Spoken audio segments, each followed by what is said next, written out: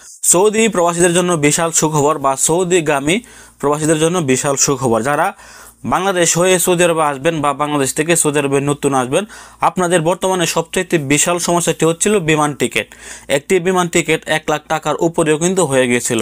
তো ইতিমধ্যে আমরা প্রবাসীরা যারা সোশ্যাল মিডিয়ার মধ্যে গর্জে উঠেছিলাম, আমাদের এই গর্জন দেখে বাংলাদেশ সরকার ইতিমধ্যে তারা বিমান টিকিটের সাথে যে ভ্যাটটি যুক্ত করেছিলেন, এই ভ্যাটটি ইতিমধ্যে তারা বাতিল ঘোষণা করেছেন। আজকে কিন্তু তারা এই সিদ্ধান্তটি নিয়েছেন।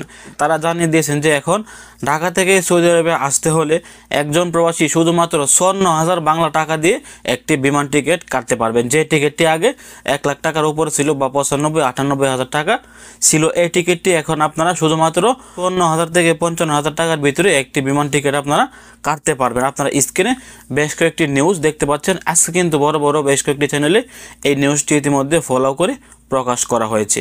বাংলাদেশ সরকার যে ভ্যাটটি যুক্ত করেছিলেন, এই ভ্যাটটি ইতিমধ্যে তারা প্রত্যাহার করেছেন। এখন আপনারা ভ্যাট ছাড়াই টিকিট কাটতে পারবেন এবং 50,000-এর আশপাশে আপনারা বিমান টিকিট কাটতে পারবেন। আজকে যারা বিমান টিকিট কাটতে গিয়েছেন বিশেষ করে বাংলাদেশ থেকে, আপনারা যদি এই ভিডিওটি দেখে থাকেন অবশ্যই ভিডিওর নিচে কমেন্ট করবেন যে আজকে আপনারা বিমান টিকিটের দামটি কেমন পেয়েছেন বা কত দিয়ে আপনি একটি বিমান টিকিট কেটেছেন। আপনারা একটি কমেন্ট দেখে অনেকেই জানতে পারবেন যে বর্তমানে আসলে বিমান টিকিট কমে পাওয়া যাচ্ছে নাকি না। অবশ্যই ভিডিওটি শেয়ার করে সবাইকে জানিয়ে দেওয়ার চেষ্টা করবেন। ভালো থাকুন, সুস্থ থাকুন, দূরপ্রবাসের সঙ্গে থাকুন। আসসালামু আলাইকুম।